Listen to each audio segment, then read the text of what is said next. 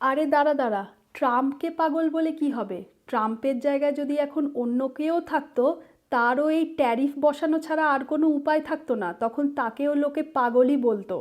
আর হবে নাই বা কেন? কারণ ইউএস গভর্নমেন্টের উপরে এখন $37 ট্রিলিয়ন ডেট হয়ে গেছে। ভালো করে শোন, মিলিয়ন নয়, বিলিয়ন নয়, $37 ট্রিলিয়ন। তার উপরে আবার প্রতি বছর এর উপরে 1 ট্রিলিয়ন করে ইন্টারেস্ট পে করতে হবে। তো যে কেউই থাকলে তার অবস্থা এই হতো। কি বলছো আন্টি? 37 ট্রিলিয়ন? হবে নাই বা কেন? ট্রাম্পের যখন ফার্স্ট টার্ম ছিল তখন 8 ট্রিলিয়ন মতো ধার নিয়েছিল। তার আগে তো প্রচুর ধার দেনা ছিলই অলরেডি। এরপর আবার যখন বাইডেন প্রেসিডেন্ট হয়ে আসে তখন আরও 8 ট্রিলিয়ন মতো ধার নেয়।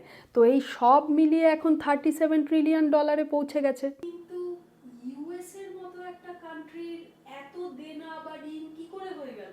ভালো প্রশ্ন করেছিস, কিন্তু এটা বুঝতে গেলে আগে বুঝতে হবে এই ইউএস ডলার কি আর কারেন্সি বা কি। আগে কারেন্সি আর কিছুই নয়, বিনিময়ের মাধ্যম। আগেকার দিনে কিন্তু এই কারেন্সি ছিল না, বিনিময় প্রথা ছিল। কীরকম? যেমন আমার কাছে চাল আছে ডাল নেই, তোর কাছে ডাল আছে চাল নেই। তো আমি তোকে চাল দিলাম আর তুই আমাকে ডাল দিলি। পরবর্তীকালে এই বিনিময় প্রথা সহজ করার জন্য মুদ্রা ব্যবস্থা আসে। তো প্রথমে সোনার মুদ্রা চালু ছিল, তারপর ধীরে ধীরে অন্যান্য ধাতুর মুদ্রা আসে সোনার মুদ্রার বদলে, যেমন রূপো বা তামা, অন্যান্য ধাতুর মুদ্রা। এরপরে কি হয়, এই বিনিময় প্রথাকে আরও সহজ করার জন্য কাগজের নোট মানে কারেন্সি প্রিন্ট করা শুরু হয়, ছাপানো। তো যেরকম বাংলাদেশের টাকা, ভারতের রুপিস আর ইউকের পাউন্ড এরকম।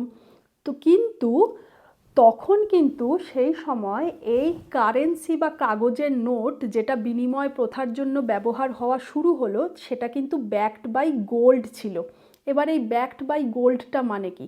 মানে আর কিছুই নয়, যে দেশের যতটা গোল্ড রিজার্ভ থাকবে যে দেশের কাছে, তার উপরে বেস করে বা ভিত্তি করে কাগজের প্রিন্ট মানে ওই কারেন্সি তুমি ছাপাতে পারবে। তো এটা একটা বেসিক জিনিস তোর জানার ছিল, সে তাই বললাম। কিন্তু একটা কথা মাথায় রাখতে হবে, সেটা হচ্ছে আমাদের ভারতের রুপিস আর ইউএসের ডলার কিন্তু এক জিনিস নয়। আমাদের রুপিস হলো কারেন্সি আর ইউএসের ডলার হলো রিজার্ভ কারেন্সি। এবার এই রিজার্ভ কারেন্সিটা কি? প্রত্যেক রিজার্ভ কারেন্সি যে হয়, মানে অন্য অন্য দেশগুলোকে এই রিজার্ভ কারেন্সি নিজেদের ফরেন রিজার্ভে রাখতে হয়। কেন? যাতে করে প্রত্যেকটা দেশ অন্য দেশের সাথে সেই রিজার্ভ কারেন্সি দিয়েই একমাত্র বাণিজ্য করতে পারবে, ব্যবসা বা বাণিজ্য। তো এই ইউএস ডলার ছিল রিজার্ভ কারেন্সি, এখনও আছে। প্রথমে ব্যাকড বাই গোল্ড ছিল, তারপর ধীরে ধীরে গোল্ড ব্যাকিংকে হাটিয়ে দেওয়া হলো। তারপরে সময়ের বিবর্তনে এই ইউএস ডলারের কিন্তু অনেক পরিবর্তন হয়েছে।